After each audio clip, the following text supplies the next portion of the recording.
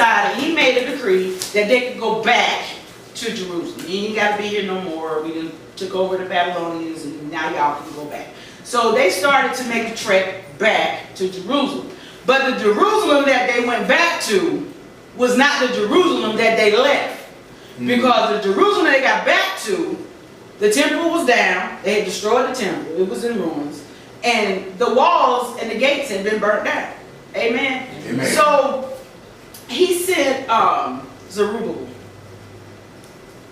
I'm preaching now. Zerubbabel. Sent Zerubbabel to lead them in rebuilding that temple. So it took them 20 years to rebuild the temple, but they did. Amen. And the word got back to Persia that they had rebuilt the temple.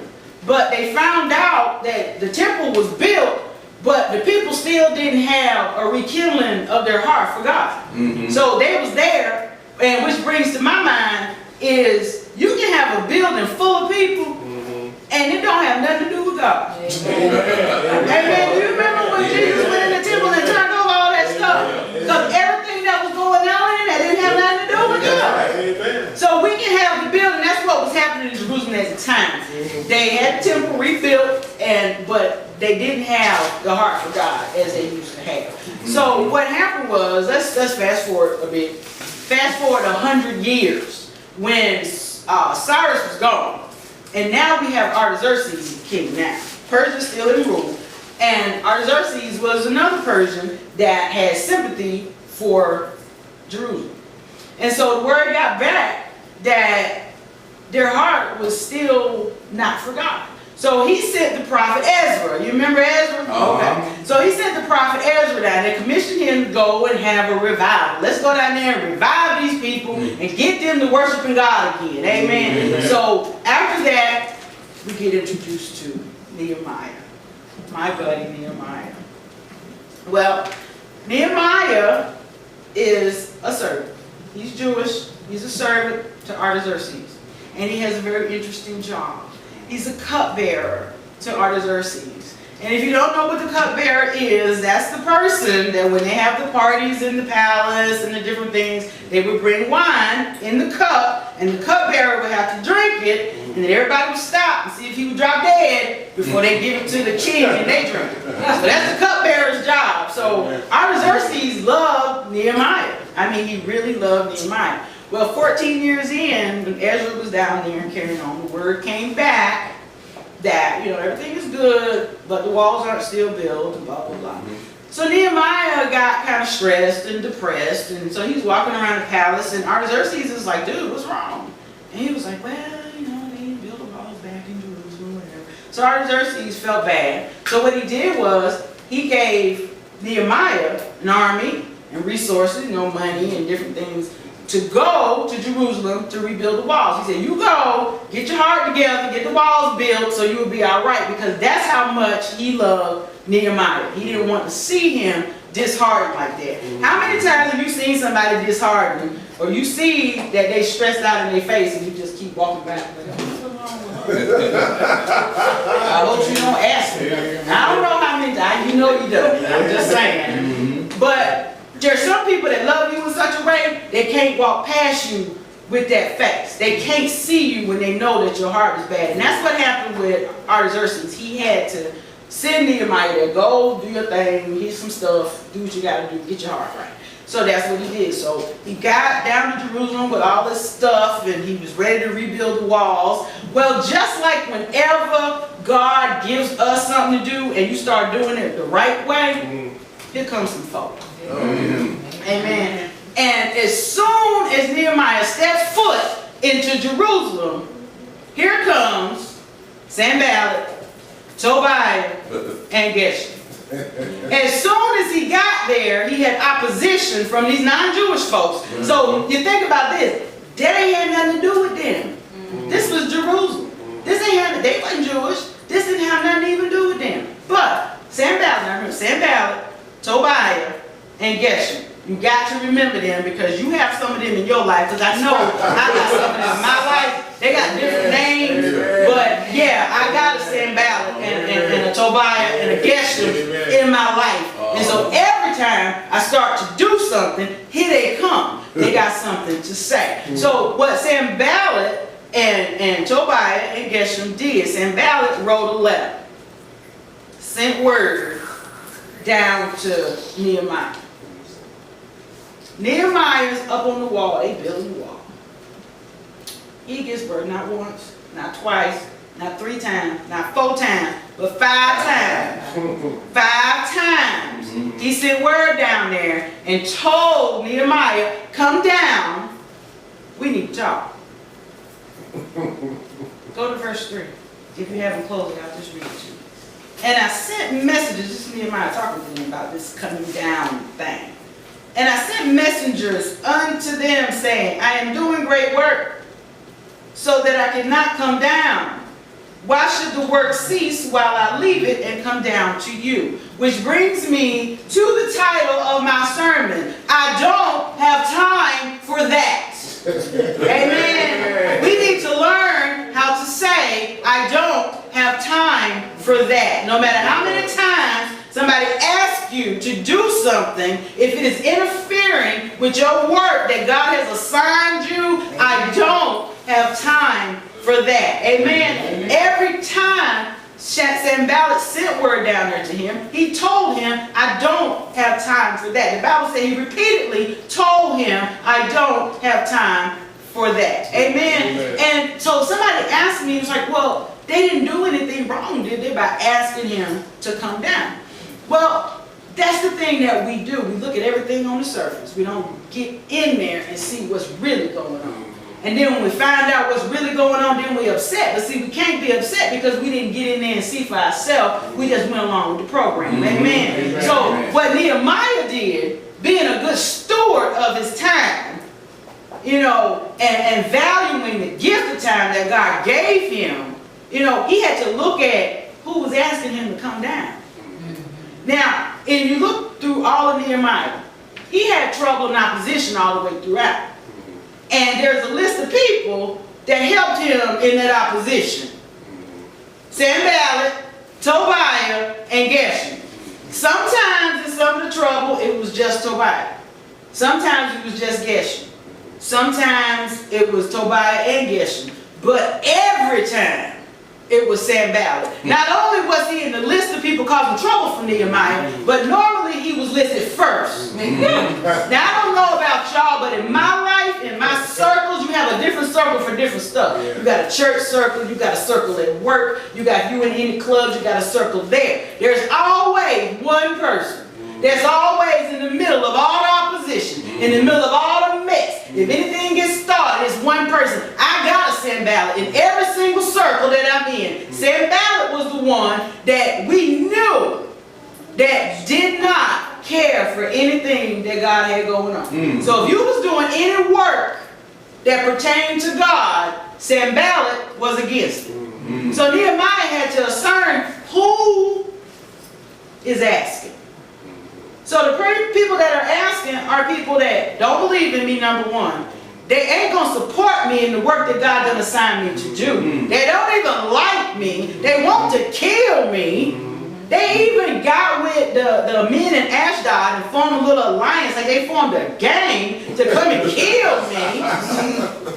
So why would I take my gift of time and come down from the work that God assigned me to do to come and talk to you?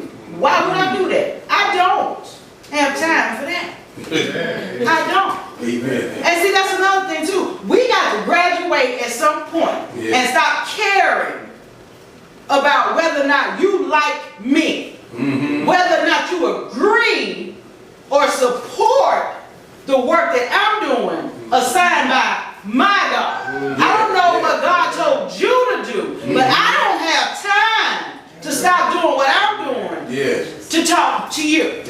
When what you're doing ain't got nobody.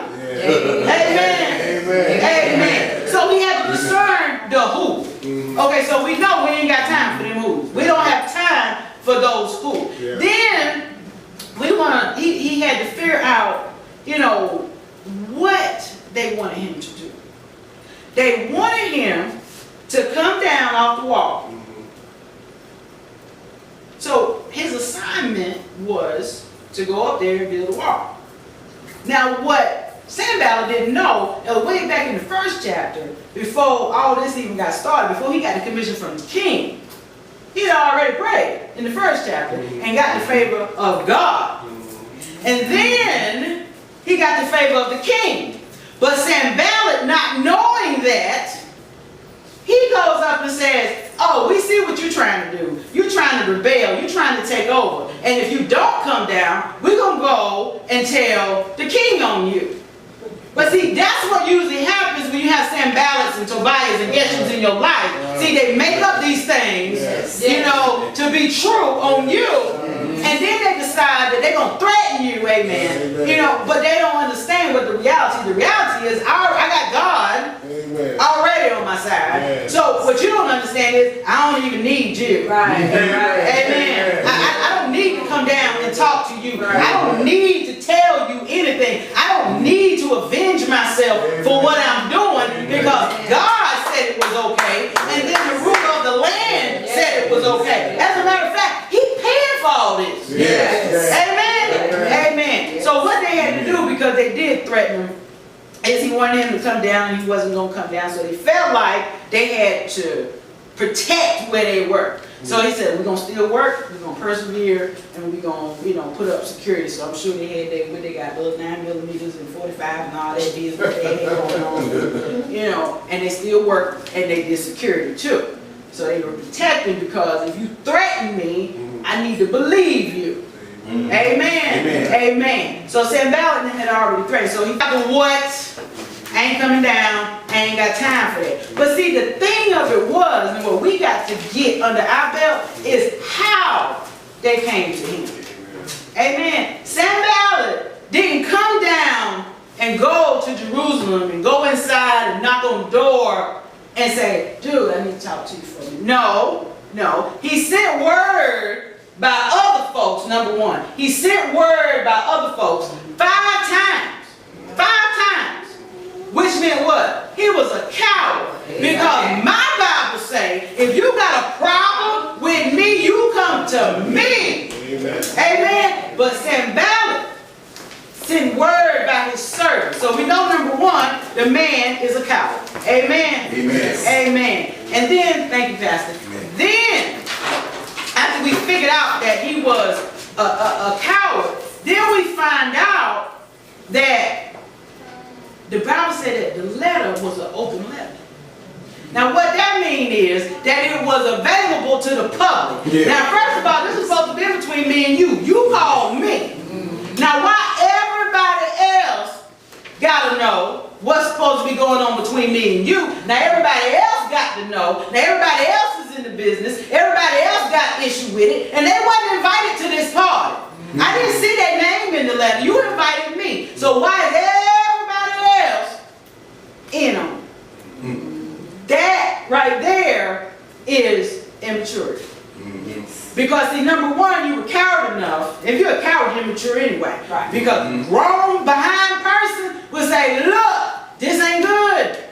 What can we do? But no, you sent other people. And then you had it open for the world to see. Facebook, Twitter, Instagram. That's what you did.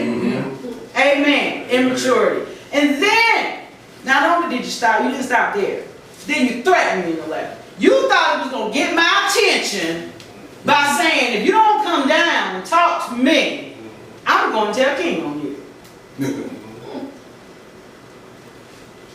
Now you're going to threaten me. But see, that's the thing we got to be wary of. You know why? Because every single day the devil will do that to you. He will send people in your life that are cowards, that are immature, that will threaten you. And you got to have a discerning spirit to be able to recognize these people. These are not your friends. I don't care what Facebook told you. These are not your friends. Look sideways one time, and see what they put on Facebook about you. Amen. And then share it with people all over in China. How about that? You know, cowards, immature, and threatened. We got to be wary of those people. Again, Nehemiah discerned this. I don't have time to be fooling with you. Amen. Amen. Amen. And then Nehemiah thought about, now, where did he want me to go again? The Bible said, come down and we'll go to the plain, the village of Ono. Now, I know a lot of people don't know about Ono, but you know, if you get to studying on this thing, you'll figure out where all these places are. Ono is like 20 miles south of Jerusalem. And see, this ain't nothing but the devil. And see, we need to watch this because we fall into this. I bet I can go one and you, and one and you, and one and you, and one. Everybody I said YouTube, you done fell into this. Let me tell you. The devil will come and try to move you so far away from where God wants you to be at, and they make it look so good, and then we go. And then when we turn around, we too far away. You know, it's like starting all over again. Sanballat wanted Nehemiah to come down, not just to come down, but he wanted him to go 20 miles away from Jerusalem. Now, why do I got to come down, number one, and walk with you 20? They ain't have no car now. Wasn't no Uber, wasn't none of that. They had to walk the 20 miles away from where God had sent him to be at. Now, why would he want to do that? Because the devil wants to move you that far away from where you're supposed to be. He wants you to be that far away from your calling. He wants you to be that far away from where God wants you to be at. So Sanballat said, let's go to Ono. And Nehemiah said, oh no. I ain't got time for that. And he didn't come down. That's what we got to do. We got to stay on the wall. Take the high road. And a lot of times, we get messed up because of ego. That ego will come in. Now don't forget now, that ego got a whole lot to do with pride in the devil. He will put something on you and Sanballat will roll up in there and say, hey, if you don't do what I want you to do, I'm going to go tell. Ego will bust out and say, I ain't getting ready to let nobody talk to me like that. I'm coming down. You just ain't going to say anything to me. I'm coming down. I'm going to show you who I am. That's what ego going to do. But what God is going to do is keep you on the high road and keep you on the wall. Because you know why? How come Sanballat just didn't go in and go up to where he was? Right. Amen? But he didn't do that. You got to come down. Because see, the devil got to get you away from your calling. He got to get you away from where you're supposed to be at. Amen. So Sanballat couldn't go there. The devil ain't coming into your house unless you invite him. He's not coming. You got to invite him there. Amen. Okay, so now we know. Now we know where he wanted him to go. And again, Nehemiah told him, I ain't got time for that. Now, we look at how come Nehemiah didn't say, well, how about you just come in and we'll talk while I work. I can just keep doing this and you can tell me whatever you want to tell me and I can just keep on doing it. Well, see, God told me that that was a multitask. You know, people love multitasking. You can't multitask. You can't even get the job. They're asking you in an interview, can you multitask? You know, but by definition, multitask means that you're giving a little bit to each thing you're doing. So ain't nothing getting you off. God ain't about that. You know, if you are on a mission, if God got you on an assignment, then that means you got to give your all. You can't be worshiping and texting at the same time. Some ain't getting done good. You know, just like women that drive and put on their makeup. Something getting ready to happen. You know, eyeliner in the eye, you bumping somebody. You can't do both. Do both. Do both. Do both. Do both. Do both. Do both. Do both. Do both. Do both. Do both. Do both. Do both. Do both. Do both. Do both. Do both. Do both. Do both.